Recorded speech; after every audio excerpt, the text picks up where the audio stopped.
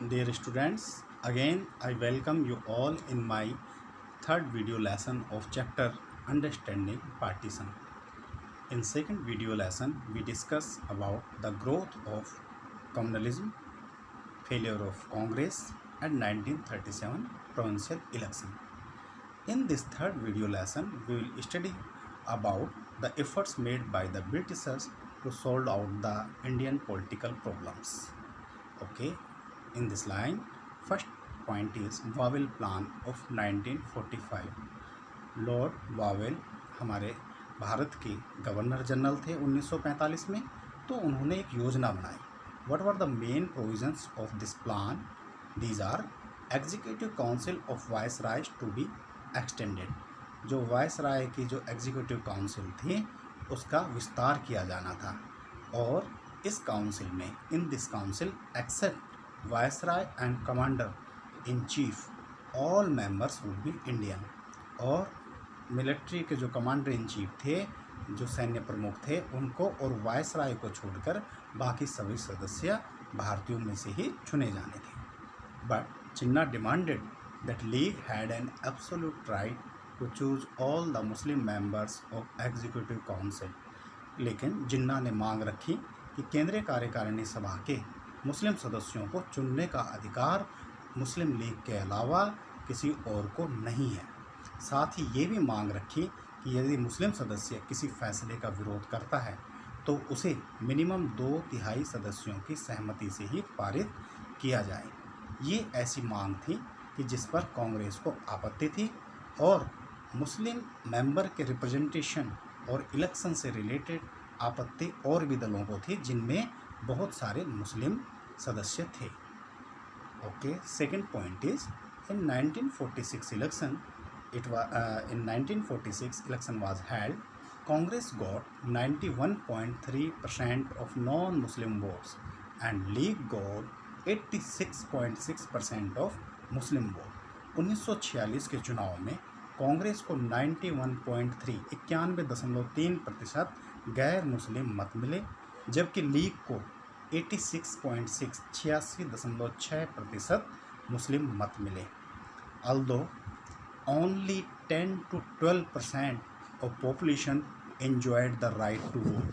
हालांकि उस टाइम के सिर्फ 10 से 12% ही जनसंख्या ऐसी थी जिन लोगों को मत देने का अधिकार था, और बाकी लोग मत नहीं दे पाते थे क्योंकि उसके लिए ब्रिटिशर्स ने कुछ स्पेशल योग्यताएं निर्धारित कर रखी थी. आफ्टर कैबिनेट मिशन आता है 1946 में. इसमें 3 सदस्य थे. दे रिकमेंडेड लूज 3-tier कॉन्फेडरेशन. उन्होंने त्रिस्तरीय संघ, 3 स्तरीय संघ का एक ढीला ढाला ढांचे का प्रस्तुत किया भारत के लिए. Okay, that weak central government controlling only foreign affairs, defence and communication with the existing provincial assemblies being grouped into 3 sections. मार्च 1946 में कैबिनेट मिशन भारत आता है, और इस ब्रिटिश मंत्रिमंडल ने आज़ाद भारत के लिए एक राजनीतिक रूपरेखा सुझाई, जिसमें इसकी मुख्य सिफारिश थी एक ढीला ढाला 3 स्तर का महासंघ, त्रिस्तरीय महासंघ. केंद्रीय सरकार को ज़्यादा शक्तियाँ न देकर केवल रक्षा, विदेश और संचार की जिम्मेदारी दी जानी थी. संविधान सभा का चुनाव करते हुए मौजूदा जो प्रांतीय सभाएं थीं उनको 3 भागों में बांटा जाना था. Section A for Hindu majority provinces and section B and C for Muslim majority provinces of north west and north east respectively. ये 3 भाग थे. समूह क में थे हिंदू बहुल प्रांत, जिनमें कि हिंदू जनसंख्या ज़्यादा थी. समूह ख में थे पश्चिम उत्तर मुस्लिम बहुल प्रांत, पश्चिमोत्तर भारत के मुस्लिम बहुल प्रांत. और समूह ग में थे पूर्वोत्तर और असम के मुस्लिम बहुल प्रांत. शुरू में इसे सबने माना, पर बाद में न तो लीग ने और ना ही कांग्रेस ने इसको एक्सेप्ट किया. But neither league nor Congress agreed missions proposals. So now it was time to start the communal rights. It was prepared by the League by announcing Direct Action Day. League ने 16 अगस्त 1946 को सीधी कार्रवाई दिवस 16 अगस्त 1946 को लीग ने सीधी कार्रवाई दिवस मनाने की घोषणा कर दी, जिसके बाद भारत में सांप्रदायिक दंगे भड़कने शुरू हो गई। वास्तव में लीग ने ये सब किया था सरकार पर दबाव डालने के लिए, जिससे वो उनकी पाकिस्तान की मांग को जल्दी से जल्दी स्वीकार कर ले। Congress accepted the partition, it wanted to make India strong and powerful. और कांग्रेस ने जो है विभाजन को स्वीकार किया, क्योंकि कांग्रेस भारत को सशक्त बनाना चाहती थी। जैसे कि हमने पिछले लेसन में भी इस बारे में बात की थी कि किस प्रकार से कांग्रेस ने चाहा कि लीग बाद में जख्म न दे और इस तरह की सांप्रदायिक समस्याएं न उठ खड़ी हों। उससे अच्छा है कि लीग को एक अलग पाकिस्तान देकर हम शांति और सुलह की नीति अपनाएं। So after announcing direct action day, spread of violence and communal killings can be seen in each and every part of the India. It was the time to break down of law and order. शांति व्यवस्थाएं सब खत्म हो चुकी थी, law and order कहीं पर था नहीं, और ब्रिटिश ऑफिशियल अपने जाने में बिजी थे। वे अपने जाने की प्रिपरेशन कर रहे थे।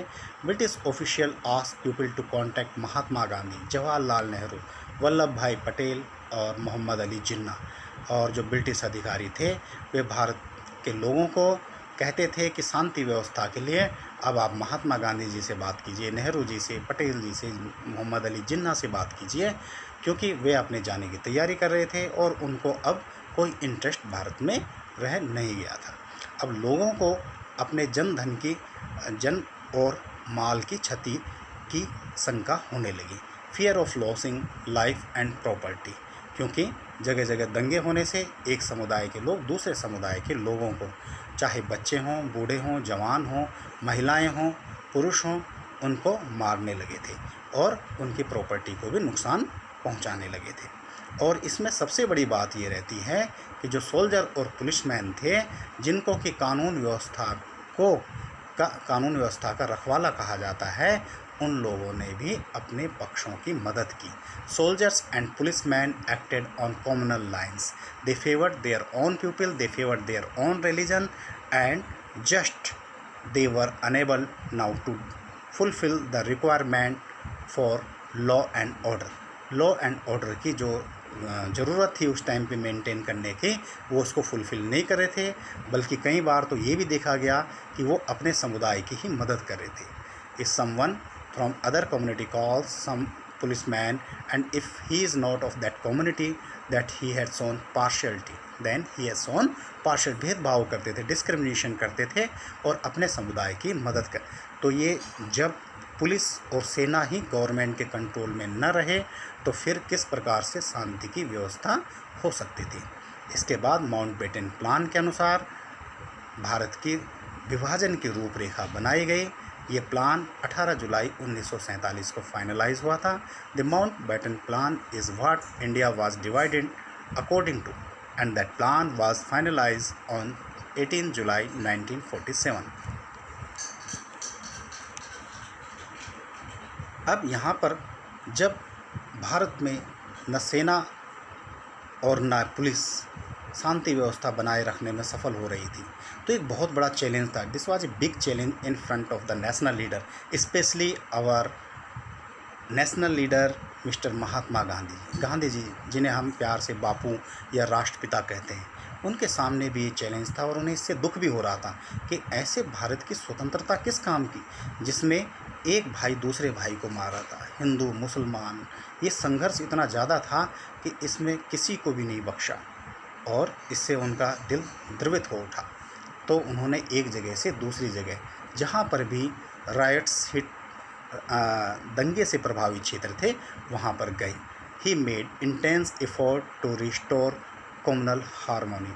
उनको वन मैन बाउंड्री फोर्स भी कहा गया और उन्होंने इसके लिए सांप्रदायिक शांति बनाए रखने की भी लोगों से अपील की। वो एक जगह से दूसरी जगह गए, जैसे ही travel to Noakhali that falls in the east Bengal of that time, now in the Bangladesh.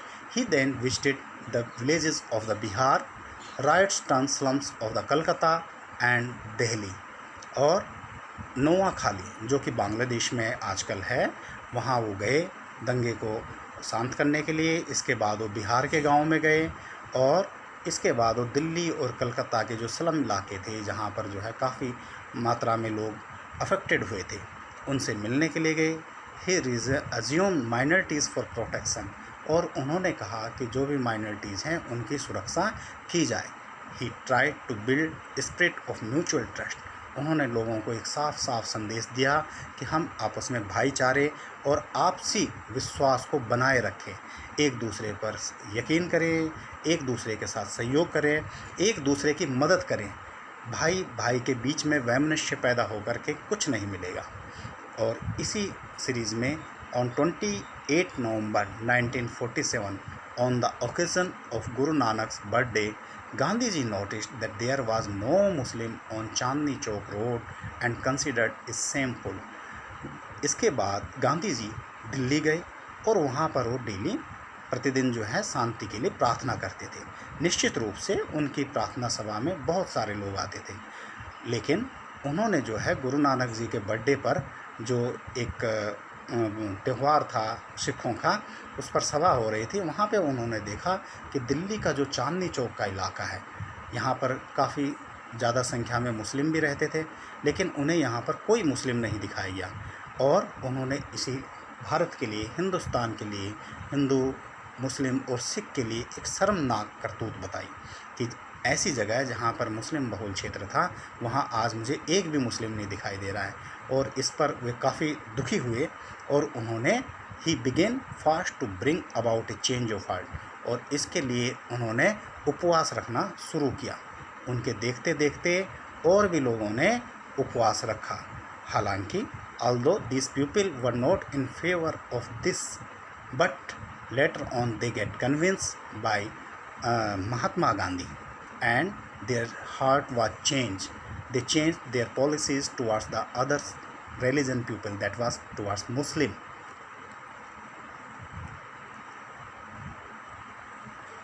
Here we can see regional variation in partition. Dear students, we will study this topic in our next slide, next video lesson, that is 4th video lesson. Thank you very much.